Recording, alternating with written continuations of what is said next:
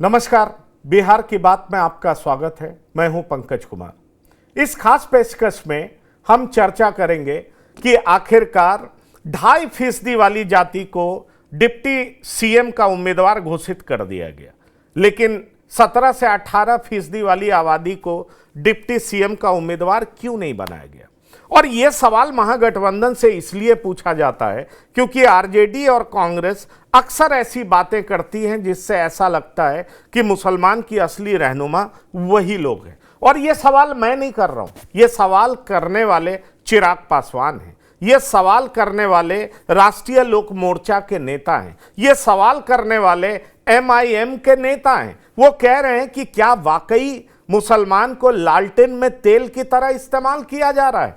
दरअसल ये जो वर्बेटिम मैं कोट कर रहा हूं, ये वर्बेटिम जनसुराज पार्टी का है। जनसुराज पार्टी के प्रवक्ता भी हमारे साथ जुड़ेंगे, हम उनसे भी सवाल करेंगे और मुझे लगता है वो भी पूछेंगे कि आखिरकार सिर्फ भय दिखा करके आप मुसलमानों का वोट लेते हैं, लेकिन उनकी आबादी के हिसाब से क्या आप उनको सीटें देते हैं, क्या पद देते हैं। आखिर ऐसी क्या मजबूरी है कि आपने डिप्टी सीएम का उम्मीदवार किसी को भी मुसलमान जाति से घोषित नहीं किया। और यह एक बड़ा मुद्दा बनता जा रहा है। आज हम उसी पर चर्चा करेंगे, लेकिन पहले आपको सुनाते हैं कि अलग अलग पार्टी के नेता क्या कह रहे हैं, फिर हम शुरू करेंगे चर्चा। 13% राजद का वोट शेयर है और 2% सहनी का, 18% मुस्लिम का। दिक्कत तो यही है ना कि इनको सिर्फ वोट बैंक बना के रखना है। ऐसे समुदाय को मुसलमानों की बात करेंगे, जब रिप्रेजेंटेशन की बात आएगी तो रिप्रेजेंटेशन देंगे नहीं। उनको डरा के धमका के अपने साथ वोट बैंक रखना चाहेंगे। सैनी साहब को ही देख लीजिए, अपना समझौता हो गया, खुद डिप्टी सीएम बनने की घोषणा हो गई तो भूल गए। सीटें मिले नहीं मिले, अपने समाज के बाकी लोगों को लड़ा पाए नहीं लड़ा पाए, ये सिर्फ अपनी व्यक्तिगत महत्वाकांक्षाओं की लड़ाई महागठबंधन के घटक दल लड़ रहे हैं। अरे जो लोग अभी तक चुनाव प्रचार में नहीं निकले, ये लोग बिहारियों की चिंता करेंगे। आज से ये लोग चुनाव प्रचार शुरू कर रहे हैं। अभी तक तो भैया हम लोग का गला फंस के ठीक भी होने पे आ गया, हम लोग इतना प्रचार कर चुके हैं। आबादी उनकी ज्यादा आप लोग से है। देखिए, बीजेपी को फिक्र करने की आवश्यकता नहीं है। यही बीजेपी है जो हमारे अल्पसंख्यक भाई को कहते हैं कि किसी काम को छोड़कर आप दूसरे जगह चले जाओ। ये आज उनको डर सताने लगा है। ये बताए बीजेपी कि क्या अति पिछड़ा का बेटा, मल्ला का बेटा को डिप्टी सीएम बनाना, क्या इनके पेट में इतना दर्द है? और वो अल्पसंख्यक भाई के लिए फिक्र हम करेंगे, आप वो फिक्र मत कीजिए। आपके पास भी शाहनवाज हुसैन है, उनके बारे में फिक्र करिए। केंद्र में पहली बार आज़ाद भारत में हुआ है कि एक भी मुसलमान मिनिस्टर नहीं है, ना एमपी है। उसी के नक्शे कदम पे तेजस्वी यादव के नेतृत्व वाली महागठबंधन चल रही है। आप ही बोलिए, 2% वाले सन ऑफ मल्ला हैं, उनको आप डिप्टी सीएम की घोषणा करते हैं, लेकिन किसी दलित चेहरा को, किसी मुसलमान चेहरा को आप डिप्टी सीएम नहीं कर सकते। आपने देखा कि पहले भी सत्ता के लिए लोग महाराष्ट्र में 2-2 डिप्टी सीएम, एक सीएम जो था वो डिप्टी सीएम फिर से बन गया। आपने दिल्ली में भी देखा डिप्टी सीएम है, आप क्या कहते हैं तेलंगाना में भी आपने देखा कि डिप्टी सीएम 2-2 हैं। तो उसी तरीके से आखिर उत्तर प्रदेश में इतना बड़ा राज्य है, डिप्टी सीएम है। बिहार में खुद विजय सिन्हा और सम्राट चौधरी डिप्टी सीएम है। लेकिन तेजस्वी यादव के साथ सबसे बड़ा प्रॉब्लम है कि मुसलमान का नाम लेने से बहुत डरते हैं। लोकसभा में आपने देखा कि अपने घर में अपनी बहनों को 2 टिकट लालू जी अपनी बेटियों को दिया, इनकी बहनों को दिया, और पूरे 18% मुसलमान को सिर्फ 2 टिकट दिया, जबकि मुसलमानों ने इनको चपरासी क्वार्टर से शीश महल पहुँचाया। हमारी लड़ाई हिस्सेदारी की, हमारी लड़ाई भी है सीमांचल के विकास के लिए, बिहार के मजदूरों की एक आवाज़ बने। लेकिन मुसलमान जो 18% है, क्या सिर्फ दरी बिछाएगा? सिर्फ वोट के लिए आप हैं? मुसलमानों को हिस्सेदारी में क्या दिक्कत है? राज्यसभा आप देते हैं अशफाक करीम साहब की जगह संजय यादव को देते हैं, अरे किसी बिहार के यादव को दे देते, मनोज झा जी को आप राज्यसभा दे देते हैं। कोई बिहार में कोई आदमी नहीं था, सब कुछ वही रहेंगे। आखिर तेजस्वी यादव बतलाएं कि मुसलमानों को हिस्सेदारी देने में इतना पीछे क्यों रहते हैं? मुसलमानों को मुद्दे उठाने में आई लव मोहम्मद में बोलते हैं, जानकारी नहीं है। अरे नबी से ज़्यादा हमारे लिए क्या है? किसी भी मुद्दे पर बतलाइए। मदरसा अजीजिया जला, तेजस्वी यादव कुछ नहीं बोले। छपरा में मॉब लिंचिंग हुआ, कुछ नहीं बोले। राजा पाकर में कस्टोडियल डेथ हुआ, कुछ नहीं बोले। किसी भी मुद्दे पर जब भी मुसलमानों के साथ ज्यादती हुई है बिहार में, तेजस्वी यादव कभी नहीं कुछ बोलते हैं। हर जगह कामरान साहब का टिकट काट दिया, मशकूर साहब को जिसने जिन्नाबाद का सब कुछ किया था उसका टिकट काट के दूसरे को दे देती है। आपने सिटिंग एमएलए सबका टिकट काट दिया है। तो इंसाफ कीजिए, मुसलमानों को भी हिस्सेदारी दीजिए। मुसलमान 18% है, याद रखिएगा। चपरासी क्वार्टर से आपको शीश महल पहुंचाया, फिर से चपरासी क्वार्टर भेजने का दम रखता है। मुसलमान भाजपा को भी हराएगा इंशाअल्लाह ताला, और बिहार के भी और सीमांचल की भी लड़ाई लड़ेगा। एमयू किशनगंज को भी हिस्सेदारी देगा और अपनी क़यादत को भी मजबूत करेगा और अपनी हिस्सेदारी भी लेगा। तो आपने देखा, और सुना कि किस तरीके से AIMIM सीधे तेजस्वी यादव को सवालों के घेरे में ले रही है और सवाल यही कर रही है कि 2% वाला डिप्टी CM फिर 18% वाला क्यों नहीं। अपने घर से 2-2 लोगों को MP का टिकट देते हैं और मुसलमान को कितना दिया, इस पर भी आवाज़ उठ रही है। और ये आवाज़ उठाने वाले सिर्फ वही नहीं है, NDA की तरफ से चिराग पासवान भी बोल रहे हैं। कहा जा रहा है कि मगध में एक टिकट दिया गया था, वो भी छीन लिया गया और चिराग पासवान कह रहे हैं कि देख लीजिए उपाध्यक्ष हमारे यहाँ मुसलमान हैं और हम मगध से भी एक हम उम्मीदवार लड़ा रहे हैं। तो बहुत तरह की बात सामने आ रही है। और दरअसल ऐसा क्यों हो रहा है, क्या मजबूरी है कि महागठबंधन किसी मुसलमान को डिप्टी CM का उम्मीदवार घोषित नहीं कर रहा है? क्या ये मजबूरी है या इनको पता है कि ये लोग कहाँ जाएंगे, हमें ही वोट देंगे? क्या ये सच्चाई है? सच्चाई क्या है अंदर की बात हम आपको बताने जा रहे हैं, क्योंकि हमारे साथ कुछ मेहमान जुड़े हैं जिनसे आपका परिचय करा दें। हमारे साथ जो मेहमान जुड़े हैं, RJD प्रवक्ता आरजू खान साहब जुड़े हैं। आपका बहुत स्वागत है आरजू खान जी। हमारे साथ नदीम अख्तर अंसारी प्रवक्ता कांग्रेस जुड़े हैं। आपका भी बहुत स्वागत है नदीम साहब। और हमारे साथ सोनाली आनंद जन स्वराज पार्टी की प्रवक्ता जुड़ी हैं। आपका भी बहुत स्वागत है सोनाली आनंद। मैं आऊँगा आपके पास क्योंकि आपकी पार्टी का ये जो कहा हुआ वक्तव्य है कि लालटेन में तेल की तरह इस्तेमाल होते हैं मुसलमान, तो मुझे लगता है आज आप बहुत कुछ बोलना भी चाहेंगे इस पर मैं आपको मौका देता हूं। लेकिन पहले मैं आरजू खान साहब के पास जाना चाहूँगा। आरजू खान साहब, आप RJD से रिश्ता रखते हैं, RJD के प्रवक्ता हैं, लेकिन आप एक मुसलमान भी हैं और कांग्रेस के प्रवक्ता भी हैं। क्या लगता है आखिरकार महागठबंधन की क्या मजबूरी है कि 18% आबादी वाले समाज से किसी को डिप्टी CM के रूप में प्रोजेक्ट नहीं करती है? ये कोई मजबूरी है या मुसलमान को आपकी पार्टी टेकन फॉर ग्रांटेड लेती है? क्या है आरजू खान साहब? सबसे पहले तो आपके सवाल का जवाब यह है कि क्या हमने इनकार किया है क्या कि कोई आने वाले वक्त में हमारा डिप्टी CM होगा? क्या मैंने इनसे इनकार किया? हमारी पार्टी ने इससे इनकार किया? नहीं। लेकिन यह परसेप्शन क्यों गढ़ा जा रहा है? सिर्फ चुनावी राजनीतिक एजेंडे को सेट करने के लिए। और सेट कौन कर रहा है? वो आदरणीय चिराग पासवान जी सेट कर रहे हैं, जिन्होंने अपने पार्टी से एक भी मुसलमान को टिकट नहीं दिया।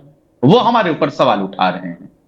ऐसे लोग अगर हमारे ऊपर सवाल उठाते हैं तो यह जग जाहिर हो जाता है कि उनका एजेंडा क्या है। सवाल तो MIM भी उठा रही है साहब, जो मुसलमान के कॉज के लिए लड़ने की बात करती है। सवाल जन स्वराज भी उठा रही है, जो आपसे ज्यादा टिकट दी है। सवाल सिर्फ चिराग नहीं उठा रहे आरजू खान साहब, सवाल हम भी उठा रहे हैं। वो जनसुराज जो भारतीय जनता पार्टी की तरफ से गोद में खेलती है। आपने कुछ दिन पहले एकाएक देखा ना कि किस तरीके से प्रशांत किशोर पांडे जी जो है एक फोटो दिखाते हैं कि अमित शाह ने उनके लोगों को बैठाया है। उसके अंदर की जानने की आपने कभी हकीकत कोशिश की है कि क्यों वो फोटो उनको प्रेस कॉन्फ्रेंस करना पड़ा दिखा के? इसलिए करना पड़ा क्योंकि भारतीय जनता पार्टी का रिश्ता जो है जनसुराज से बहुत पुराना है। वो सारे लोग अमित शाह के साथ बैठे रहते हैं। इस बारे में हम लोग डिबेट कर लेंगे। इस बारे में डिबेट आरजू खान साहब, आप प्रबुद्ध प्रवक्ता हैं। हमारे साथ फजल इमाम मलिक साहब भी जुड़ गए और वो RLM के प्रवक्ता हैं, उनका हम स्वागत करते हैं। लेकिन मैं आपसे पूछना चाह रहा हूं, सवाल का जवाब दीजिए। कोई कुछ बोल रहा है, ठीक है, इसके लिए तो उसके लिए तो पूरा चुनाव पड़ा हुआ है। आप ये बता दीजिए 18% आबादी वाले को आपने इग्नोर क्यों कर दिया? आपके गठबंधन ने इग्नोर क्यों कर दिया? पंकज जी, आप तो वही सवाल उठा रहे हैं जो राजनीतिक एजेंट लोग अपना एजेंडा सेट कर रहे हैं। मैं कह रहा हूं कि हमने इनकार कब किया है? क्या किसी का ऐसा बयान है, leader of opposition Tejashwi Prasad का ऐसा बयान है क्या कि हम मुसलमान को डिप्टी CM नहीं बनाएंगे? दूसरे डिप्टी CM की बात पर आप इकरार भी तो नहीं कर रहे साहब, आप इकरार भी तो नहीं कर रहे, इनकार नहीं कर रहे पर आप इकरार भी नहीं कर रहे। हमारा जो चीज होगा, जो हमारी रणनीति का हिस्सा होगा, आप क्या चाहते हैं हम आपके टीवी स्क्रीन पे बैठ के बता दें? नहीं बिल्कुल चाहते हैं नहीं। अगर मैंने इनकार किया है, अगर हमारे पार्टी ने इनकार किया है या हमारे किसी महागठबंधन के साथी ने अगर इनकार किया है तो आप उस चीज को दिखाइए। है क्या कि ये लोग जो कि अपने पार्टी से किसी एक मुसलमान को टिकट नहीं देते हैं, जैसे आदरणीय चिराग पासवान, भारतीय जनता पार्टी, वो हमारे ऊपर सवाल उठाना चाहते हैं। हमको पता है वो क्यों सवाल उठाते हैं। देखिए, हम अगर बातों को लगे गिनाने तो गिनाने में से फहरिस्त बहुत लंबी हो जाएगी। हम लोग कभी भी मुसलमान का नाम ले लेके ना सारी वादे और इरादे नहीं करते हैं, लेकिन मुसलमानों को उनका हक मिलता है। और राष्ट्रीय जनता दल में अब बताइए, एक साथ में दो स्पीकर विधानसभा के और विधान परिषद के एक साथ में स्पीकर बनाने का काम किसने किया? आदरणीय लालू प्रसाद यादव ने किया। 12,000 उर्दू टीचरों की बहाली किसने की? अपने वक्त में आदरणीय लालू प्रसाद यादव ने किया। जो प्रोसोटिंग जो लिखा जाता है विधान परिषद के अंदर, उसको उर्दू में लिखने की आजादी किसने दी? आदरणीय लालू प्रसाद यादव ने दी। जो प्रतिलिपि जो लिखा जाता है, जो बोर्ड जो बाहर में टंगता है, हिंदी के साथ अगर उर्दू लिखने की इजाजत अगर कोई देता है तो वो कौन है? लीडर ऑफ ओपोजिशन से पहले उनके आदरणीय पिताजी। चलिए मुझे लगता आपकी जी अभी आ रहे हैं आरजू खान साहब आ रहे हैं, बहुत पूरा कर लूं, अभी तो मैं शुरू हुआ पंकज जी, बस अरे बहुत समय आरजू खान साहब, और लोग को भी बोलने दीजिए, लोकतंत्र है, लोकतंत्र और लोग को बोलने दीजिए, आ रहा हूं। नहीं मैं बोलने दूंगा, ये एजेंडा है। कारी शोएब को आज आपने देखा पार्टी में, वो युवा के हमारे प्रदेश के अध्यक्ष थे, उनका बैकग्राउंड क्या था? उनको एमएलसी बनाया। और जो हमसे सवाल उठाते हैं ना, जब उनकी पार्टी पूरी तरह से कोलैप्स हो चुकी थी आदरणीय रामविलास पासवान जी के, तो उनको राज्यसभा भेजने का भी काम हमने किया। चलिए ठीक, तो मुसलमान हो, गरीब हो, वंचित हो, शोषित हो, उन सब के लिए राष्ट्रीय जनता दल अग्रणी स्थान पे आती है और आगे ही रहती है। और सबसे ज्यादा अभी भी बिहार प्रदेश में अगर कोई टिकट देने वाला, अगर कोई पार्टी है पिछले से 1990 से लेके 2020 तक 2025 तक आई है और मंत्री बनाने वाला अगर कोई फैक्ट्री है मुसलमानों को, तो उसका नाम राष्ट्रीय जनता दल है। चलिए मुझे लगता है सोनाली आनंद आपका बेहतर जवाब देंगी। भाई लोकसभा में तो आपने 4 टिकट दिया था, उस पर भी सवाल उठा था। विधानसभा में आपने कितना टिकट दिया, सोनाली आनंद बता देंगी। और साथ ही साथ आप ही कहते हैं कि भाई जिसकी जितनी संख्या भारी उसकी उतनी हिस्सेदारी, तो कहां चला गया हिस्सेदारी? अब इसीलिए तो सवाल उठ रहा है। क्या आपने कुछ कर दिया? आपने किया, मैं मानता हूं आपने किया, जो बात आप गिना रहे हैं मैं मानता हूं, पर यह काफी है क्या मुसलमानों के लिए? मुसलमान का इंटेलिजेंसिया भी नाराज है कि हमें बीजेपी का भय दिखा करके वोट लिया जाता है। सोनाली आनंद, आप सहमत हैं इस बात से? जी देखिए, अभी जो भी बात आप कह रहे हैं, सबसे पहले मैं इनके जो सबसे प्रमुख जिस बात को ये हाईलाइट करते हैं कि हमने सोशल जस्टिस या फिर सामाजिक न्याय की बात कही है। सामाजिक न्याय का परिभाषा जो ये अपने दिमाग में सेट करके रखी है, वो परिभाषा इनकी बहुत ही बेसलेस परिभाषा, ये फंडामेंटली इनकरेक्ट है। क्योंकि जब आप सामाजिक न्याय की बात करते हैं तो सबसे पहले उसमें पहला पार्लियामेंट्री सिस्टम का एक सबसे बड़ा स्तंभ ये आता है, जिसकी जो आबादी होती है उसका रिप्रेजेंटेशन उतना होना चाहिए। तो जो बात सबसे पहले आपने उठाई वो यहीं पे साबित होती है कि जिसकी जो पॉपुलेशन उससे आपसे उनको रिप्रेजेंटेशन नहीं मिल रहा। और आज तक आप जिस एमओई समीकरण की बात करते आ रहे हैं, वहां पे भी यही साबित होता है कि आपने जो सीट्स जो दी हैं अभी तक 18 सीट या लगभग इसके आसपास आपने सीट दी हैं अपने गठबंधन में, तो ये बहुत ही कम है इस संख्या में। और आपने घोषणाएं भी ऐसी ऐसी की है। बात भी तब आएगी ना जब आपका मत प्रेजेंस जनता की भी ज्यादा होगा, कि आपकी सीट ज्यादा होंगी, तब डिप्टी सीएम की बात आएगी। अभी यहाँ पे ये बिल्कुल पॉपुलिस्ट राजनीति कर रहे हैं जनता के लिए भी, जिस ढंग से बड़ी बड़ी घोषणाएं ये कर रहे हैं कि हम ऐसी नौकरियां देंगे, फिर हम अपने गठबंधन के साथियों को भी ये पॉपुलिस्ट राजनीति कर रहे हैं कि तुम हमारे साथ रहो, तुम्हें हम डिप्टी सीएम का पद देंगे। सबसे बड़ी बात यहाँ पे ये आती है कि एक डिप्टी सीएम की बात नहीं हो रही, अभी 2 डिप्टी सीएम की बात हो रही है, और एक समय था जब ये 3 डिप्टी सीएम की बात कर रहे थे। ये बिल्कुल पॉपुलिस्ट राजनीति ही है। राज्य के क्या नुकसान हो रहा है, जनता का क्या नुकसान हो रहा है, स्टेट पे क्या इसका बर्डन पड़ रहा है, और उनकी जिम्मेदारी क्या है, और उनकी जरूरत भी है या नहीं, इस पे विचार करने की जरूरत ही नहीं है। और जब ये सोशल जस्टिस या एक सामाजिक न्याय की एक और बात करते हैं, तो मैं वहां पे एक और रिपोर्ट में सचर कमेटी की रिपोर्ट, वहां पे भी आपके एमआई समीकरण कितना सक्सेसफुल रहा है और आपने मुस्लिम के लिए कितना काम किया, वो रिपोर्ट इस बात की खुलासा करती है। जो बेसिक सुविधाएं मुसलमानों के लिए, वो भी आपने उनसे वंचित रखा, और ये आपके कालखंड की रिपोर्ट है, और उसके बाद आप सत्ता में आए ही नहीं। तो उसमें यह तक बताया गया कि शिक्षा का स्तर बहुत खराब है, फाइनेंशियल इंक्लूजन का स्तर बहुत खराब है, जो बुनियादी सुविधाएं हैं, बैंक ऋण लेने की सुविधाएं बिल्कुल भी नहीं है। तो एक जो आप बातें कह रहे हैं उर्दू बोर्ड पे लिखने की हमें समता मिली, जो सब बातें बिल्कुल ठीक है। आप कह रही हैं कि सिर्फ पॉपुलिस्ट बातें होती हैं जिसका मुसलमान समाज के फायदे से, हित से लेना देना कुछ नहीं है। नदीम अख्तर अंसारी साहब भी कांग्रेस के प्रवक्ता हमारे साथ हैं, और फजल इमाम मलिक भी जुड़े हैं। मैं आपसे जवाब लेने आऊंगा फजल साहब, पर नदीम अख्तर अंसारी साहब, आपको नहीं लगता 14% वाला 50 सीट और 18% वाला 18 सीट, जो सीटों की संख्या हमें मालूम है, अगर एक दो कम ज़्यादा है तो आप हमें करेक्ट कर दीजिएगा। आपको नहीं लगता कि ऐसा इसलिए है क्योंकि मुसलमान समाज के पास कोई चॉइस नहीं है? अभी भी उसके पास यही सबसे बड़ा मुद्दा है, इनसिक्योरिटी। इनसिक्योरिटी, बीजेपी आएगी, तुम इनसिक्योर्ड हो, इसलिए तुम हम ही को वोट करोगे, इसलिए हम जो दे देते हैं समझ लो खैरात है, हम तुम पर एहसान कर रहे हैं। क्या ये एटीट्यूड पॉलिटिक्स में काम कर रहा है? बिल्कुल नहीं, ये एटीट्यूड कहीं नहीं काम कर रहा है।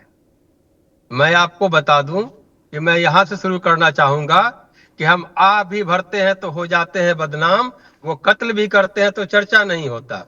आज जिस पार्टी या जिन लोगों ने मुसलमानों की तरफ इस तरह की बात कह रहे हैं और हमारे पार्टी की तरफ जो उंगली उठा रहे हैं, उनको ये पता होना चाहिए कि उनका खुद का माजी, खुद का इतिहास कैसा रहा है। आज जब हम आप बात कर रहे हैं तो अगर इसी इलेक्शन की बात करें तो अभी आपने बताया कि कांग्रेस ने 10 टिकट दिया, आरजेडी ने 18 दिया और सीपीआई सीपीएम ने 2 दिया।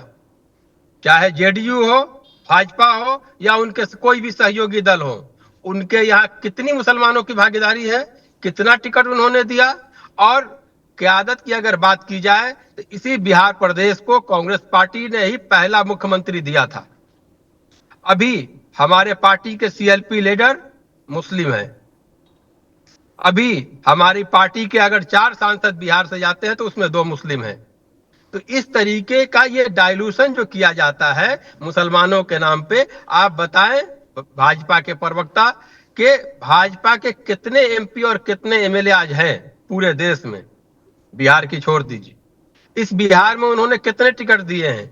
जेडीयू की लोग बात करते हैं, जेडीयू ने सिर्फ 4 टिकट दिया है, बाकी सहयोगी दल सिर्फ अपने परिवारवाद में फंसे हैं, उन्होंने कोई टिकट नहीं दिया है। तो ये बिल्कुल बेबुनियाद बातें हैं। इस तरह की कोई बात यहाँ पे नहीं हो है कि अगर मुसलमान, आपने कहा कि चॉइस, हमारे पास सब चॉइस है। सबसे बड़ा चॉइस हमको उस वक्त मिला था जब ये देश का इन संघियों ने बंटवारा कराया था। मेरे पास चॉइस था कि मैं पाकिस्तान जाता या हिंदुस्तान जाता। मैंने हिंदुस्तान को चुना इसलिए कि ये मेरी पुरखों की सरजमीन रही है और हमने यहाँ रहा, तो मेरे पास चॉइस हमेशा रहा है। अंसारी साहब बहुत पीछे जाने की जरूरत नहीं है। आपके नेता ही, आप उनको एसोसिएट मेंबर कह सकते हैं, पप्पू यादव ने ही मांग कर डाली है कि मुसलमान और दलित को डिप्टी सीएम के रूप में प्रोजेक्ट कर देना चाहिए अगर पुख्ता तौर पर आप सरकार में आना चाहते हैं तो। ये आपके एसोसिएट मेंबर हैं और कई सारे कांग्रेस के नेता जो अल्लाह वरू जी को घेर रहे थे, उन्होंने ये आरोप लगाया है कि अल्लाह वरू और पप्पू ने मिल करके टिकट को बेच दिया। मैं नहीं मानता हूं इस बात को। मैं खासतौर पर अल्लाह वरू का जो स्टाइल है काम करने का, और मैंने बिहार में बहुत सालों बाद देखा है कि कैसे कांग्रेस सिर उठा करके बोल रही है, कम से कम अब पिछलग्गू वाली स्थिति में नहीं है। पर मैं कह रहा हूं कि आपके भीतर भी ये चर्चा है। आप भले ही पार्टीशन के समय चले जाएं, पोस्ट पार्टीशन के समय चले जाएं, पर मैं आपको याद दिलाना चाहूंगा, आपके नेता ही कहते हैं जिसकी जितनी संख्या भारी उसकी इतनी हिस्सेदारी। मैं कोई बीजेपी का प्रवक्ता नहीं हूं। बीजेपी, जेडीयू, आरएलएम जो भी करे उनसे मैं सवाल करूंगा, पर क्या आपने जो नारा लगाया उसके हिसाब से उनको उनका हक दिया है क्या? क्योंकि ये आवाज उठाने वाली एआईएमआईएम भी है, ये मांग करने वाली आपकी पार्टी के नेता भी हैं। देखिए, हमने बिल्कुल दिया है और आगे भी देंगे। कल का प्रेस कॉन्फ्रेंस अगर आपने गौर से सुना होगा तो अशोक गहलोत जी ने जब एक डिप्टी सीएम के बारे में उनका नाम बताया, उसके साथ साथ अगला लाइन उनका ये भी था कि और 2 डिप्टी सीएम बनाए जाएंगे सामाजिक न्याय के तहत। तो उसमें एक मुसलमान का सीट बिल्कुल रिजर्व है और आने वाले वक्त में एक डिप्टी सीएम आपको बिहार में मिलेंगे। अब बताइए कि जेडीयू जिसके साथ बैठ करके सरकार चला रही है, उसके जो पार्टी जिसके साथ वो बैठे हैं बीजेपी, उसके बिहार ही की बात अगर हम करते, बाहर नहीं जाते हैं, तो 2 डिप्टी सीएम है। क्यों नहीं जेडीयू वाले अगर इतने मुसलमानों के हमदर्द हैं तो जेडीयू के कोटे से भी एक डिप्टी सीएम मुसलमान को बना देते। पर आप भी हमदर्द हैं तो पहले घोषणा क्यों नहीं? क्या ये रणनीतिक चूक है या एक रणनीति के तहत ऐसा किया जा रहा है? आपको ऐसा लगता है कि ऐसा करेंगे तो हिंदू भाग जाएंगे? क्या पॉलिटिकल कंपल्सन है, पॉलिटिकल मजबूरी है, क्या है अंसारी साहब? कोई कंपल्सन नहीं है, यह पॉलिटिकल हमारा एक मास्टर स्ट्रोक है। आज से 23 तारीख से पहले सारी मीडिया एक सुर से चिल्ला रही थी कि आपके यहाँ दूल्हा कौन है, मुख्यमंत्री कौन बनेगा, चेहरा कौन है। अब जब हमने चेहरे को लाके सामने रख दिया तो चूंकि विरोधियों के पास कुछ ना कुछ मुद्दा चाहिए। अंसारी साहब, मैं आ रहा हूं आपके पास, मैं आ रहा हूं। अब मंडप सज गया, दुल्हन पता चल गई, समझ गए, बारात कहां जाना है वो पता चल गया, पर दूल्हा तब तक नहीं पता चला तो लोग तो पूछेंगे ही ना कि किसकी बारात में शामिल होंगे। ये सवाल कहां गलत था? ये सवाल कहां गलत था? इसलिए आप देर तो हो गए।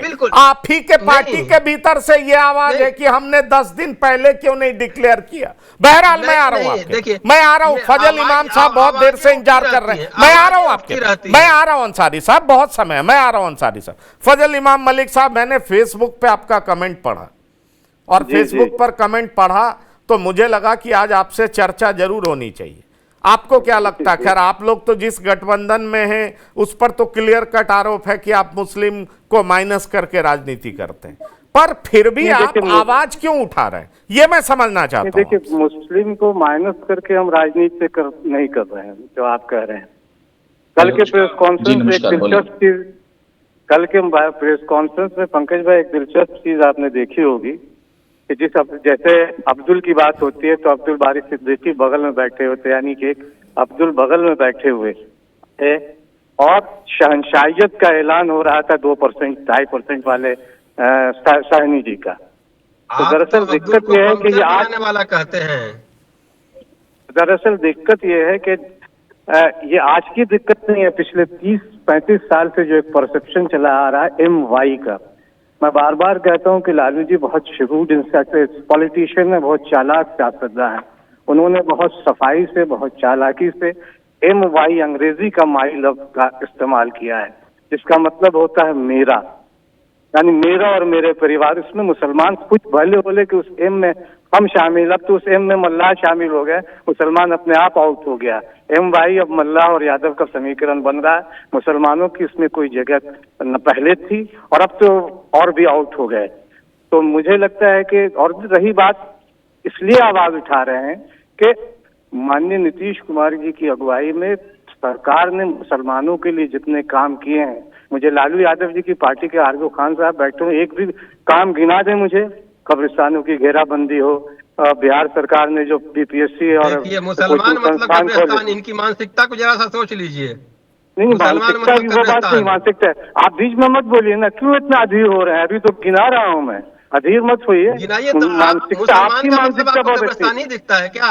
तरक्की नहीं दिखती है?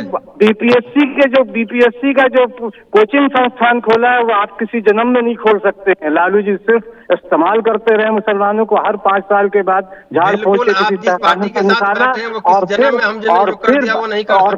फिर उसी तहखाने में वोट के बाद वापस कर देते हैं। तो लालू जी और उनकी पार्टी, अभी इंडिया वाले में देखिए ना, इंडिया गठबंधन में कोई भी एक चेहरा मुसलमानों का फ्रंट पर नजर आए। मोहब्बत की दुकान में तो कहीं मुसलमान दिखाई ही नहीं दिए, मोहब्बत की दुकान में कहीं मुसलमान दिखाई नहीं दिए। मुसलमानों को टिकट दी है मोहब्बत की दुकान में मुसलमान कहीं दिखाई नहीं, नजर भी नहीं आएगा क्योंकि आपको भी नजर, आपको भी नजर, आपको कुछ दिन के बाद तो कुछ दिन के बाद वो भी नजर नहीं आएगा।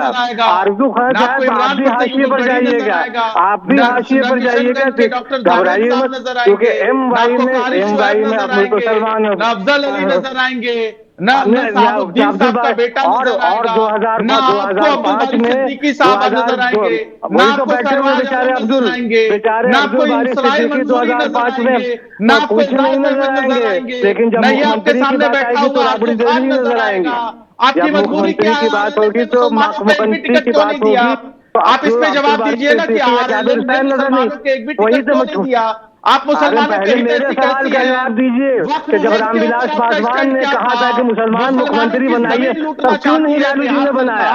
लालू जी ने कोई क्यों मुख्यमंत्री नहीं बनाया? लालू जी ने मुख्यमंत्री क्यों नहीं बनाया?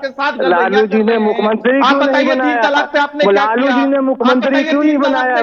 लालू जी ने मुख्यमंत्री क्यों नहीं बनाया? तो क्या करते? लालू जी ने मुख्यमंत्री क्यों नहीं बनाया 2005 मुसलमान को रोकने का काम किया? आपने क्या किया? अरे आपने 13 में ये बताइए, लालू जी ने मुख्यमंत्री क्यों नहीं बनाया? मुसलमानों को टिकट दिया है? लालू जी ने मुख्यमंत्री क्यों नहीं बनाया? लालू जी ने क्यों नहीं मुख्यमंत्री बनाया? लालू जी ने क्यों नहीं बनाएंगे? चलिए चलिए नहीं बनाइएगा, आप नहीं बनाइएगा। एक सवाल है, सवाल है सोनाली आनंद कुछ कहना चाह रही है। कैसे हमसे कर सकते हैं साहब, जिसने एक टिकट नहीं दिया? आप हमसे सवाल करिए। आरजू खान साहब, सवाल उठाने का कोई आरजू खान साहब, आ रहा हूं। सोनाली आनंद, एक सवाल महत्वपूर्ण फजल इमाम मलिक साहब ने उठाया। सोनाली जी उठा सकते हैं सवाल। आरजू खान अपनी कौम को बेच रहे हैं, सवाल उठाएंगे। अपने कौम को बेच रहे हैं या सवाल उठाएंगे? और ये कौम को बेच रहे हैं, आप ही जैसे लोगों ने बेचा है, आप ही जैसे लोगों ने बेचा। नीतीश जी ने जो काम किया है लालू जी किसी जन्म में नहीं करेंगे। लालू जी यादव सिर्फ इस्तेमाल करते रहे, चाहे अब्दुल बारी सिद्दीकी हो, जाबिर हुसैन हो, अल्लाह ढंगा सबका इस्तेमाल करते रहे। आरजू खान का भी इस्तेमाल हो रहा है, आरजू खान का भी इस्तेमाल हो रहा है, आरजू खान का भी इस्तेमाल हो रहा है, आरजू खान का भी। मुख्यमंत्री क्यों नहीं बनाया 2005 में? मुख्यमंत्री क्यों नहीं बनाया? रामविलास पासवान ने कहा था मुख्यमंत्री बनाने, आपने मुख्यमंत्री क्यों नहीं बनाया? लालू जी ने मुख्यमंत्री क्यों नहीं बनाया? लालू जी ने मुख्यमंत्री क्यों नहीं बनाया? इस सवाल का जवाब दीजिए। और कल मुख्यमंत्री का चेहरा क्यों नहीं मुझे अब एक minute, one at a time. अब बात समझ में नहीं आ रही है। सोनाली आनंद, एक सवाल बड़ी तेजी से उठता है और बार बार जब हम पास्ट के कॉन्टेक्स्ट में जाते हैं, अभी देखिए फजल इमाम मलिक साहब ने भी कह दिया कि आपको याद होगा रामविलास पासवान ने कहा था कि भाई एक मुसलमान सीएम खोज लीजिए, हम समर्थन दे देंगे, और लालू प्रसाद भाग गए थे। तो दरअसल ये जो बात उठती है, और आप अक्सर, आपकी पार्टी ने भी उठाया कि लालटेन में तेल की तरह इस्तेमाल होते हैं, क्या वाकई आप इस आधार पे कहते हैं कि भाई वोट ले लिया जाता है, जिसके वो हकदार हैं वो उनको नहीं मिलता? अब देखिए, ये कहते हैं 4 टिकट दे दिया, सच बात है, एनडीए तो वो भी टिकट नहीं देती है, तो 4 टिकट दे दिया, तो ये कहते हैं हमने 4 टिकट दिया, पर जो उनकी आबादी है उसके हिसाब से तो प्रोपोर्शनेटली तो उनको रिप्रेजेंटेशन मिलता नहीं, उम्मीदवारी मिलती नहीं है। तो ये वजह क्या है? ये पॉलिटिकल कंपल्सन है। ऐसा लगता है कि मुसलमान अछूत होता जा रहा है और जातियां उनके साथ मिलकर के वोट नहीं करती हैं, इसलिए महागठबंधन भी मजबूरी में कम सीटें दे करके खाना पूर्ति करती है। अरे भाई, आप 2.5% वाले को डिक्लेयर कर सकते हैं तो 18% वाले को क्यों नहीं कर सकते? निश्चित तौर पर राजनीतिक मजबूरी हो सकती है, या वाकई जो आप कहते हैं कि लालटेन में तेल की तरह इस्तेमाल होते हैं वैसे ही इस्तेमाल कर रहे हैं। हकीकत क्या है, ये मैं आपके मुंह से सुनना चाहता हूं। देखिए, अभी तक जो बिहार में राजनीति होती आ रही थी वो बाइपोलर राजनीति थी, चाहे वो जनता के लिए हो, चाहे वो आप किसी राजनीतिक नेताओं के लिए कह लीजिए। उनके पास 2 ही ऑप्शन ही थे, या तो इंडिया गठबंधन में जाओ या तो आप एनडीए गठबंधन में जाओ।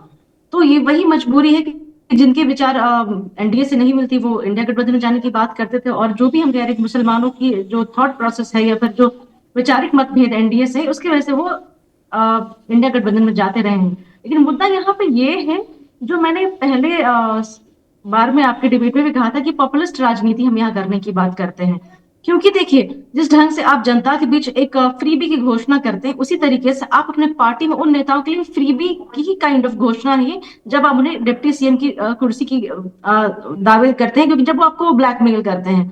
तो यहाँ पर जो भी नाम लिए जा रहे थे या फिर जिन जिन नेताओं के नाम लिए जा रहे थे हर पार्टी के प्रवक्ता के द्वारा, ये आप समझना पड़ेगा यहाँ पे कि ये सिर्फ हम नेता तक ही सीमित हैं, क्योंकि ये इलेक्शन जनता के लिए होता है, जनता के लिए नेता चुने जाते हैं। अभी भी हम जनता तक नहीं पहुंच पा रहे हैं, चाहे वो एनडीए की सरकार हो जहां पे मुसलमान अभी भी 7 से 8% 12वीं पास कर पाता है, और जब भी मैंने सचर कमेटी की रिपोर्ट की बात कही, वहां पे मुसलमान की क्या हालत रही है सामाजिक दायरे में, उनकी डेवलपमेंट उनका कितना हो चुका है, ये हम यहाँ से देखते हैं। तो यहाँ पर किस नेता को आप क्या दे रहे हैं उससे बहुत ही महत्वपूर्ण है कि जनता तक आप जो वादे कर रहे हैं या फिर जिस डेवलपमेंट का हम बात करते हैं वो कहाँ तक पहुंचता है। आप किसी भी नेता को कुछ भी दे दीजिए, अगर जनता तक उसके फायदे नहीं पहुंचते हैं, रिप्रेजेंटेशन भी दे दीजिए, अगर आप जनता तक फायदे उसके नहीं पहुंचते तो उस रिप्रेजेंटेशन का भी कोई मतलब नहीं है। लेकिन हाँ, ये एक तरीका है, फॉर्मल प्रोसीजर है और ओके एंड टेस्टेड प्रोसीजर है, जो कि हमारे देश में सालों से चलता आया है कि अगर आपको किसी समुदाय का प्रॉब्लम सॉल्व की बात करनी है या फिर उनकी बात सुनने की बात करनी है तो आपको प्रॉपर रिप्रेजेंटेशन देना होगा। लेकिन यहाँ पे रिप्रेजेंटेशन भी देने में कमी है, और सिर्फ अगर आप रिप्रेजेंटेशन दे भी रहे हैं तो कुछ टर्म्स एंड कंडीशन पे दे रहे हैं, गिव एंड टेक रिलेशनशिप है यहाँ पे। और यही वजह है कि फुल तौर पे जो 1% या 1.5% का जो एक शेयर है वोट में वीआईपी पार्टी का, आप उसे दे रहे हैं क्योंकि वो आपको ब्लैकमेलिंग वाली राजनीति यहाँ पे चल रही है, पॉपुलिस्ट राजनीति यहाँ पे चल रही है। इन सिमिलर लाइंस अगर हम एनडीए की बात करें, वहां पे टिकट्स की बात तो होती नहीं है, वहां पे रिप्रेजेंटेशन की बात होती नहीं है, वहां पे बस जो आपकी विनेबिलिटी या फिर अलग स्ट्रैटेजी या फिर जो आपके थॉट प्रोसेस अलाइन करते हैं, आप उन्हें टिकट देने की बात करते हैं। तो यहाँ दोनों पार्टियां जनता के हित में क्या जा रहा है, जनता को हम उसका लाभ कैसे पहुंचा रहे हैं, किस समुदाय के लिए हम क्या काम करें, मुद्दा अभी भी इससे हम डिबेट में डिस्कशन नहीं कर रहे हैं। हम डिस्कशन क्या कर रहे हैं कि हमने इस नेता को चांस दिया, हमारे नेता में लिस्ट आपने वो सारी बात कही। मुझे लगता है एआईएमआईएम के प्रवक्ता भी हमारे साथ जुड़ेंगे, जो कि अभी बलरामपुर से चुनाव जुड़ गए, आदिल हसन साहब। आदिल हसन साहब, मैंने आपका बाइट भी चलाया और आप जिस तरीके से स्वागत करूंगा, और मैं आपको पहले से ही शुभकामनाएं दे देता हूं। आप चुनावी मैदान में भी हैं, फिर भी आप हमारे साथ जुड़े हैं। आपने बड़ा तगड़ा रिएक्शन दिया आरजेडी के खिलाफ, कांग्रेस के खिलाफ। भाई ये लोग तो ज्यादा टिकट तो दिए कम से कम, इनकी मजबूरी होती है, ये ज्यादा आबादी के हिसाब से टिकट देते हैं तो जीत में कन्वर्ट नहीं हो पाता है, और इसलिए वो उस तरीके से टिकट बांट नहीं पाते हैं। भाई पॉलिटिक्स की हकीकत है ना कि आपको ज्यादा से ज्यादा सीटें चाहिए भी, तो फिर आप इन पे अटैक क्यों करते हैं? सर आप ही देखिए, 18% मुसलमानों की आबादी है, मुसलमानों को हिस्सेदारी देंगे ना। लोकसभा में तेजस्वी जी अपने घर में टिकट दो देते हैं दोनों बहनों को, और उसके बाद मुसलमान को 18% में सिर्फ 2 टिकट देते हैं। तो आखिर इंसाफ कहाँ करते हैं, आप ही बताइए। इंसाफ का राज है इनके नजर में? आप ही बोले टिकट बंटवारा है। मैं सिटिंग एमएलए जो कामरान है उनका टिकट काट के, जिस कामरान ने जिसको हराया था 35,000 वोट से, उसको दिया। अशफाक करीम साहब के जगह टिकट काट के राज्यसभा अशफाक करीम साहब के संजय यादव को दिया। क्या बिहार का कोई यादव नहीं था क्या? आप मुसलमान का नाम लेने में इतना डरते क्यों हैं? मुस्लिम लीडर, मुसलमानों का वोट चाहिए, मुसलमान दरी बिछाएगा क्या? मुसलमान को हिस्सेदारी देने में तेजस्वी आप बड़ी बात कह रहे हैं। आप कह रहे हैं महागठबंधन भी मुसलमान से दरी बिछवा रहा है, आप इस तरह की बात कर रहे हैं। और एक उत्तर प्रदेश से भी आपके एमआईएम के अध्यक्ष यही बात कह रहे हैं। बिछवा रहा है। महागठबंधन ही एक ऐसी गठबंधन है जो मुसलमानों को प्रॉपर तरीके से रिप्रेजेंटेशन दे रही है। पंकज भाई, इनसे पूछिए कि जब बीजेपी एक भी मुसलमान मिनिस्टर, एमएलए, एमपी नहीं देती है और महागठबंधन में इनमें क्या फर्क रहेगा? तेजस्वी यादव को अपने सीएम बनने का शौक है, मुकेश सहनी को शौक है, तो एक मुसलमान को डिप्टी सीएम बनने में बुखार छूट रहा है क्या? हमने 10 को टिकट दिया है, आरजेडी ने 18 को दिया है, सीपीआईएम ने 2 को दिया है। हाँ, मुकेश सहनी एक भी टिकट मुसलमान को नहीं दिया है। क्यों नहीं मुकेश सहनी दिया? खाली मुसलमान का वोट लेगा मुकेश सहनी? मुसलमान है हमारे बिहार से, 4 एमपी हैं, 2 मुसलमान हैं, हमारे सीएलपी मुस्लिम हैं। क्या जी, हमने बिहार को पहला मुख्यमंत्री मुस्लिम दिया था। पंकज भाई, हाँ पंकज भाई पूछिए, नदीम अख्तर अंसारी साहब से पूछिए, एहसान क्या? वोट तो मुसलमान ही देता है, आधा यादव तो बीजेपी को वोट दे रहा है। अरे भाई ये एहसान तो बीजेपी को वोट दे रहा है। आप करते हैं, हमने हक दिया है, आप कह रहे हैं तो मैं गिलाऊं तो भी गलत, ना गिलाऊं तो भी गलत। हमने दिया है, उनका हक है वो लेने का। आपके दिमाग में ये बात बैठ रही है कि एहसान कर रहे हैं। आप लोग एहसान कर की बात को सोचते हैं, इसलिए आपको ऐसा लगता है। हम लोगों ने एहसान नहीं किया है। आपका सुनिए नदीम साहब, एएमयू किशनगंज को 1 रुपया नहीं दिया, सुरजापुरी बिरादरी को भी क्यों नहीं दिया? एएमयू किशनगंज सोनिया जी उद्घाटन क्यों की दिया? किशनगंज में लाया किसने? एएमयू को किशनगंज में लाने का काम किसने किया? एहसान क्यों? काम करे तो एहसान गिराए, नहीं करे तो बदनाम कीजिएगा। दादाजी का खेत बेच के दियो क्या? होता है एएमयू, दादाजी का खेत बेच के दियो क्या? अरे कोई दादाजी का खेत बेच के, आपका दादाजी का खेत बेच के बनाइएगा। आप जो दीजिए पैसा क्या नहीं दिया? सोनिया गांधी उद्घाटन क्या की दिया? सोनिया गांधी उद्घाटन क्या की थी? क्यों नहीं करेगी? क्यों नहीं करेंगे? आप लोग 11-12 साल हो गया और 6 महीना चुनाव में लेकर के डफली बजाते हैं। हम मुसलमानों की बात कीजिएगा, इसलिए आपका बाल उड़ गया। बिल्कुल बजाते हैं, हम डफली बजाते इसलिए आपका बाल उड़ गया है। इसीलिए आपका बाल उड़ गया डफली बजाते बजाते। पर्सनल हो जाएगा आप तो पुराना आपसे ज्यादा- डफलीबाज है, इसीलिए आप ज्यादा पुराना डफलीबाज है, हो जाना, तो आपसे भी ज्यादा पर्सनल होना आप हमको आता पुराना है। खानदानी डफलीबाज है, आप लग आप रहा है लोग अपनी 4.5 साल आप पुराना खानदानी डफलीबाज है, लग रहा है। में डूबे रहते हैं कि अभी चुनाव में आप लोग हाँ। निकल के सारी बातें करते हैं। हाँ, ये सीमांचल आए हैं आप कभी? लोग का भाषा ही बता रहा है कि आप लोग किस सीमांचल तरीके आए से, किस हैं? कल्चर से बात करना चाहते हैं। अरे सीमांचल आए हैं कभी? बुलाए किशनगंज आए, कब हाँ, बुलाइएगा, देखिए कब कटिहार बुलाइएगा, कहाँ सीमांचल की बाढ़ की बुलाइएगा? तबाही। हाँ, अभी तो प्रकट हुए इलेक्शन के वक्त, पहली बार तो प्रकट हुए, 1-2 दिन से बिल्कुल प्रकट देखे हो रहे हैं हैं, पंकज जी। बिल्कुल देखे। हाँ, कब कहाँ है बतलाइए, कौन नहीं, जगह है पर सीमांचल में? आपकी मांग क्या है? इतना पर्सनल मत अरे होइए। आप भाई- ये चाहते हैं, आप नाराज इसलिए हैं कि डिप्टी ज्यादा सीएम पर्सनल नहीं है, पर्सनल होने से डिप्टी ज्यादा सीएम की पर्सनल हो घोषणा जाएंगे क्यों हम। नहीं हुई है? आरजू खान साहब, नाराजगी CM इसी बात को लेकर है। आप यही क्यों नहीं चाहते हैं ना डिप्टी कि सीएम बना? 18% मुसलमान वाले को हिस्सेदारी देने में डिप्टी इनकी नानी सीएम क्यों मरती नहीं? है। नहीं, ये बताइए ना, 18%, 12%, 14% की जो हम बातें कर रहे हैं, हमने इनकार कब किया है? या हमारे महागठबंधन के किस नेता ने इनकार बोलिए किया है कि डिप्टी कोई सीएम मुसलमान घोषणा करने डिप्टी सीएम तेजस्वी नहीं को। होगा? हाँ, नहीं, वो आपके हिसाब तो से डर रहा थोड़ी क्यों है घोषणा तेजस्वी यादव? करेंगे, डरते क्यों? हम अपने बोलिए हिसाब से घोषणा करेंगे ना। अरे सबसे ज्यादा इस अपने प्रदेश में हिसाब से मुसलमानों का को वोट अगर ले कोई लेंगे। हिस्सेदारी की, मुसलमान- अगर किसी ने हिस्सेदारी दिया है तो वो हिस्सेदारी राष्ट्रीय जनता उससे दल नहीं है। होता, हिस्सेदारी मुझे दिखाना आईना पड़ता है। दिखाने की डबल जरूरत विंडो नहीं लीजिए। है, मुझे आईना दिखाने की जरूरत नहीं है। यहाँ गरीब वंचित शोषितों का जो मुसलमान है ना, जो अरे बच्चा ये सब आता है बहुत ना गरीब पीएफ लालू से, यादव, उसको हम राज्यसभा लालू यादव भेजते यही हैं, सब जिसकी आप गरीब बात गरीब कर बोल रहे के थे। लालू यादव अरे आज अशफाक अरबपति करीब हो की गए। बात कर रहे थे, अशफाक करीब को अभी ने भेजा है। ये जो कारी साहब जो तो टोपी काहे नहीं लगा के दोबारा बोल रहे हैं भेजे? ना, वो छोटे से थे ना, वो छोटे से गरीब वंचित परिवार से आने वाले अकलियत समाज से थे ना, उनको एमएलसी हम ही ने बनाया है। और सबसे कौन? ज्यादा यहाँ उर्दू का जो प्रोसीडिंग होता है ना, उसमें अगर उर्दू लिखने की आजादी किसी ने दी ना, तो आदरणीय लालू प्रसाद यादव ने दी। कौन बोल 12 दिया जो उर्दू के जो छात्र जो हुए ना, जो टीचर हुए, उनको आजादी किसने दी? उसका किसने करवाया? आदरणीय बोल लालू दिया प्रसाद आपको ये यादव सब? ने करवाया। अब्दुल अरे गफूर लालू जी साहब तो- हमारे ही थे, हमारे ही महागठबंधन आपके कब के से हो थे, गए? किसी और के नहीं थे, किसी और के जनता नहीं दल थे के वो। थे, जनता नहीं, दल जो के थे। जनता दल के थे। सुन लीजिए। और ये आप बताइए ना, आप सिर्फ 35 ही सीट पे लड़िएगा क्या? हिस्सेदारी की बात करने वाला आप तो यही दरी गैंग वालों से आप कह रहे थे कि डफली बजा रहे थे, कह रहे थे कि हम आपका हिस्सा बनना चाहते हैं। आज आपको हो क्या गया? आज आपको क्या हो गया साहब? यहां बात बिहार के 14 करोड़ आवाम की होनी चाहिए, गरीब की होनी चाहिए, वंचित की होनी चाहिए, शोषित की होनी चाहिए, अरे सब पिछड़ों की सुनिए। होनी चाहिए, दलित की होनी चाहिए। और हमने इनकार आरजू नहीं भाई, किया है, हमने इनकार आरजू नहीं भाई किया। सुन भारतीय लीजिए। जनता पार्टी के तो पेट में दर्द है, ये आपके पेट में क्यों दर्द हो रहा है साहब? भारतीय जनता पार्टी तो एक टिकट नहीं देती, उससे कोई सवाल नहीं। ये रालोसपा के फैयाज साहब थे, वो एक भी टिकट नहीं देते, उनसे कोई सवाल नहीं। चिराग पासवान एक भी टिकट नहीं देते, उनसे कोई सवाल नहीं। ये कौन सा एजेंडा सेट करना चाहते हैं? ये कौन वोट सा आप एजेंडा सेट दीजिएगा तो करना सवाल चाहते हैं आपसे साहब? करेगा ना। नहीं, सवाल वही वोट तो हम आप बोल चलेगा रहे हैं। तो सवाल जिसने एक किससे टिकट करेगा? नहीं दिया, जिसने एक टिकट नहीं दिया, उससे सवाल नहीं। अच्छा और जो ठीक है, लगातार जवाब देने दीजिए। मुसलमानों से आदिल हिस्सेदारी होता है, भाई उससे सवाल- जवाब दीजिए, ये कौन सा जवाब एजेंडा है दीजिए, साहब? जवाब दीजिए। ये भारतीय जनता पार्टी का नहीं, ठीक एजेंडा है क्या? ठीक है, आदिल भाई जवाब दीजिए। आपने बहुत पंकज कुछ भाई- बोला है मीडिया में, जवाब दीजिए। पंकज भाई, वोट लेंगे ये चपरासी क्वार्टर से लालू यादव को शीश महल मुसलमानों ने पहुंचाया। चपरासी क्वार्टर में रहते थे और शीश महल पहुंचा दिया। आज अरबों की संपत्ति इस लालू देश जी के बना दी लोकतंत्र है। से भी और परेशानी क्या है क्या नहीं इस लालू देश जी में किए जनता हैं। जनार्दन होती है। देख इस लीजिए, प्रदेश बीच में की वक्ता जनता है। जनार्दन है। अरे आरजू देखिए, इसको आरजू बीच में भाई बोलने बोलने का दीजिए नहीं ना। तो आप बोल देंगे। आप वो आप जिसको चाहे अभी आप उसको जवाब दे। दीजिएगा प्लीज। नहीं, आप जवाब पंकज जी, मैं दीजिए। सीधा कह रहा आपने हूं। बहुत सारा मैं सीधा सवाल एक पूछा। छोटा सा बात कह के मैं हट जाता हूं। आरजू मैं जी चुप खामोश हो कराइए, जाता हूं। आरजू को चुप कराइए।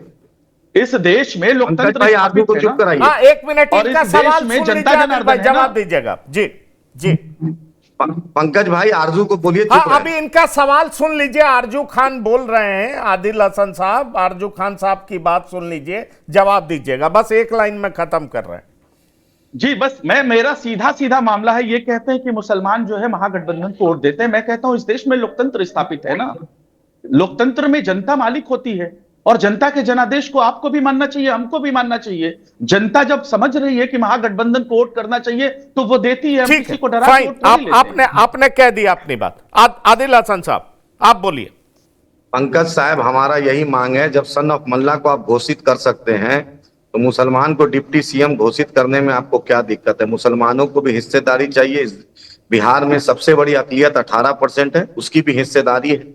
आप किसी एक को बोल देते, घोषणा करते थे। आप मुसलमान का नाम लेने में इतना दिक्कत क्यों? राज्यसभा अशफाक करीम साहब की जगह आप संजय यादव को, मनोज झा को भेज देते हैं। एएमयू किशनगंज में सोनिया गांधी खुद आके उद्घाटन की, शिलान्यास की थी, आज तक 1 रुपया नहीं मिला। अशफाक करीम 2012 को में भेजने वाले शिलान्यास भी की हम ही हैं। थी, 2 साल अशफाक इनका करीम सरकार साहब था। को भेजने वाले भी हम ही हैं।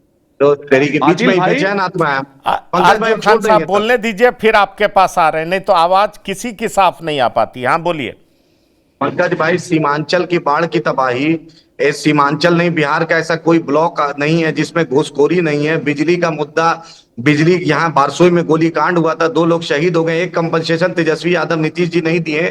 तेजस्वी यादव डिप्टी सीएम थे, 2 लोग को पॉइंट ब्लैंक रेंज से गोली मार दिया गया। बारसोई में गोली धरना दिया था सिर्फ बिजली के लिए, 1 रुपया तेजस्वी यादव की सरकार ने, खुद डिप्टी सीएम थे, आना भी पसंद नहीं किया और गए भी नहीं और पैसा भी नहीं दिया। मदरसा अजीजिया जला, एक तेजस्वी यादव एक ट्वीट नहीं किया। छपरा में मॉब लिंचिंग हुआ, राजा पाकर में कस्टोडियल डेथ हुआ, नवादा में हुआ, औरंगाबाद नबीनगर में, एक तेजस्वी यादव का ट्वीट नहीं देखिएगा।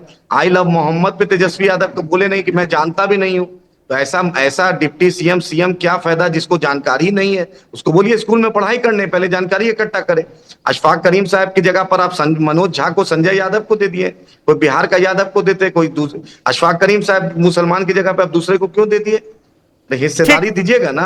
ठीक है, आप हिस्सेदारी मांग रहे हैं। अब आपकी बात क्लियर हो गई। आदिल हसन साहब, अंसारी जी कुछ बोलना चाह रहे हैं, फिर आ रहा हूं आरजू खान आपके पास।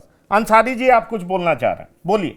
ये बार बार ये कह रहे हैं कि किशनगंज का एएमयू और अभी आप छपरा मॉब लिंचिंग की बात कर रहे हैं। छपरा मेरा होम डिस्ट्रिक्ट है। मॉब लिंचिंग में इमरान प्रतापगढ़ी जो कांग्रेस के एमपी हैं, उन्होंने वो गए थे और वहां जाकर के जो मदद होनी थी वो की गई थी। आपके कौन लोग वहां आए थे? कोई आए थे तो बताइए। इल्जामात आयद करना बहुत आसान है, जब अपने ऊपर आती है तो कोई बात नहीं निकलता है। और रहा सवाल आप पर्सनल होते हैं, तो अगर पर्सनल आप होंगे तो आपसे ज्यादा पर्सनल होना हमको आता है। देखिए आदिल हसन जी का नेटवर्क लगता कुछ प्रॉब्लम हो गया, लेकिन सवाल प्रॉब्लम में ही है वो। सवाल जो उठ रहा है वो यही है कि भाई आप आबादी के हिसाब की हिस्सेदारी की बात करते हैं कि जिसकी जितनी संख्या भारी उसकी उतनी हिस्सेदारी। सवाल इसलिए आप पे उठ रहा है कि भाई 2.5% वाला डिप्टी सीएम, 18% वाला डिप्टी सीएम क्यों नहीं? क्या यह राजनीतिक मजबूरी है? मैं मानता हूं आप चाहते हैं देना, लेकिन कोई ना कोई पॉलिटिकल मजबूरी, और उसकी बड़ी वजह क्या है? सोनाली आनंद, मैं बताता हूं आपको, कोई मजबूरी नहीं आप देखिए, मधुबनी से अशोक यादव जीत जाते हैं एमपी का चुनाव। मुसलमानों की भी आबादी बहुत ज्यादा है, और जब वहां मुस्लिम उम्मीदवार होता है तो यादव भी वोट किसको कर देता है जो हिंदू उम्मीदवार अशोक यादव होते हैं, हुकुमदेव नारायण यादव के सुपुत्र। और ये जो पॉलिटिकल कंपल्सन है, बहुत सारी पार्टियां जो झेलती हैं, इस वजह से उनको लगता है विनेबिलिटी भी एक फैक्टर है, उसको भी ध्यान में रखना है। नहीं, और दूसरा देखिए, मैं बहुत रियल पॉलिटिक्स, आप कैमरे पे सच को ना स्वीकारें, लेकिन ये सच्चाई है, इस तरीके से होता है। आप देखिए रेस्ट ऑफ बिहार और सीमांचल चले जाएं, कोसी चले जाएं, वहां पर एंटी मुस्लिम गोलबंदी होती है, और इसलिए टिकटों का बंटवारा उस आधार पर भी होता है। अब आप कुछ बोलना चाहें सोनाली जी, क्या आपको लगता है कि जो व्यवहारिक राजनीति है उसमें मजबूरी होती है? आप देखिए नीतीश कुमार ने पिछले बार मुसलमानों को टिकट दिया, विधानसभा में एक भी जीत करके नहीं है। उनको बहुजन समाज पार्टी से जो जीते थे उनको अपनी पार्टी में लेना पड़ा। ये तो सच बात है, कोई इनकार नहीं करेगा कि नीतीश भी सेकुलर है, बहुत सारा काम भी उन्होंने किया मुसलमानों के लिए, बहुत तरह का काम भी वो गिनाते हैं, लेकिन उसके बावजूद उन्हें मुस्लिम समाज का समर्थन नहीं मिला। तो बहुत सारी ऐसी राजनीतिक पेचीदगियां हैं जिस वजह से व्यवहारिक राजनीति करने को अलग अलग पार्टी मजबूर होती है, और यही मजबूरी आरजेडी की होगी, यही मजबूरी कांग्रेस की होगी। कल आप भी लंबे समय तक राजनीति में रहेंगे तो व्यवहारिक राजनीति को ज्यादा तवज्जो देंगे और टिकट कम देंगे। सोनाली आनंद जी,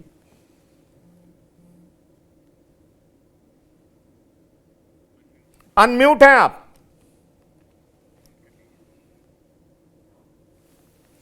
अनम्यूट कर लीजिए, अनम्यूट कर लीजिए, अनम्यूट कर लीजिए।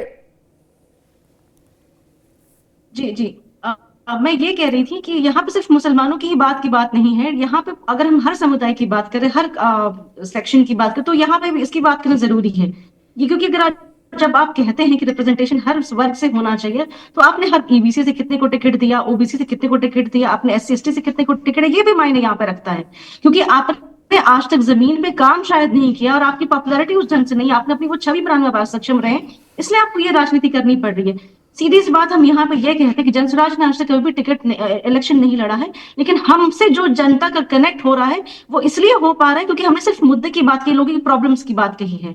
और जो भी टिकट की बात जो हमारे यहाँ बंटवारा हुआ है या टिकट जिस ढंग से दिए गए हैं, ये आप बिल्कुल इस बात से आप नकार नहीं सकते कि रिप्रेजेंटेशन जो पॉपुलेशन के आधार पर होता है उसी ढंग से किया गया है। हमने लगभग आप बताइए 54 कैंडिडेट ईबीसी से हैं, 46 कैंडिडेट ओबीसी हैं, 34 कैंडिडेट हमारे यहाँ मुस्लिम से, 25 महिलाएं हैं। तो अभी तक ये देखिए, तो यहाँ पे हमने कभी ये राजनीति नहीं की, बट हमने सिर्फ मुद्दों को उठाया, सच को सामने रखा, और हमारे सामने ये प्रॉब्लम नहीं है कि किसको कितनी सीट दी जाए। आपने इतने लंबे समय से आप राजनीति में हैं, आपको अभी भी इस डायनामिक्स को सोचने की जरूरत पड़ती है क्योंकि आपने जमीन पे काम बिल्कुल भी नहीं किया है। और अगर आप, फिर मैं इस बात को कोट करूंगी कि अगर आप सामाजिक न्याय की बात करते हैं, आप वहां पे भी सक्सेसफुल नहीं है, आपकी सोच लिमिटेड है, क्योंकि आपने कभी भी हर एक वर्ग को रिप्रेजेंटेशन नहीं दिया। It's not only about Muslims, it's about every section of the society, चाहे वो ईबीसी से हो, चाहे वो ओबीसी से हो, चाहे वो जनरल से हो, चाहे कहीं से भी हो।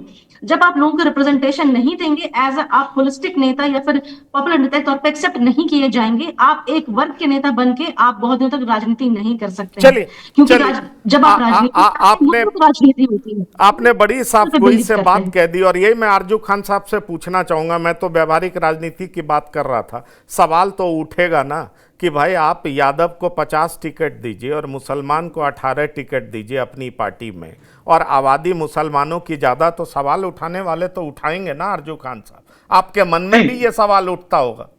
सबसे बड़ा सवाल यह है कि सवाल वो उठा रहे हैं जिन्होंने अपने पार्टी से किसी मुसलमान को टिकट नहीं दिया। सवाल इस बात का है, इस बात पे हंसी आती है। और जो ये जन स्वराज की जो प्रवक्ता है जो बार बार ये कह रही थी सामाजिक न्याय की बात, इनको शायद पता नहीं है, या शायद हो सकता है कि वाकई में इनको पता ना हो। अमित शाह के कहने पे प्रशांत किशोर पांडे जी को नेशनल वाइस प्रेसिडेंट बनाया गया था जनता दल यूनाइटेड में, और उस वक्त मजबूत सरकार थी भारतीय जनता पार्टी की, जनता दल यूनाइटेड की। उस वक्त इन्होंने सोचा क्यों नहीं? मैं ये बार बार ये बातें कहता हूं, ये आज इनको क्यों याद आता है? सब जानता है कि आप क्या करना चाहती हैं और किसको आप कह रही कि सामाजिक न्याय नहीं। दलित पिछड़ों की पार्टी किसको कही जाती है? राष्ट्रीय जनता दल को। मालूम है, कपड़ा धोने वाले को तक हमने राज्यसभा भेजा है, पता है आपको? गमले में पानी देने वाली, फूल को पानी देने वाली को भी हमने एमएलसी बनाया है। शायद आपको मुन्नी रजक आज की नहीं दिखती हैं, जो कपड़ा धोती थी। अभी आज की मैं बात करता हूं, मुन्नी रजक जो हमारी पार्टी की एमएलसी। तो गरीब वंचित शोषितों को किस तरीके से अधिकार दिया जिसको आप नहीं कभी अधिकार दे पाइएगा। जिनको खाट पर बैठने की आजादी नहीं थी, जिनको जाके कुएं पे पानी पीने की आजादी नहीं थी, जिनको थाने में तो जाने से डर ही लगता था, वो जाते ही नहीं थे, उन लोगों को दरोगा उठ के सैल्यूट करके, उन लोगों से नमस्कार करके खड़े होके बात करता था। वो किसके राज में हुआ? आदरणीय लालू प्रसाद यादव के राज में हुआ। 89 में बीजेपी को मजबूत तो आपने भी किया था और कांग्रेस को कमजोर किया था आरजू खान साहब। अगर आप पास्ट में जाएंगे तो बहुत सारी बातें आपकी भी ऐसी रही हैं जिसका जवाब आप दे नहीं पाएंगे।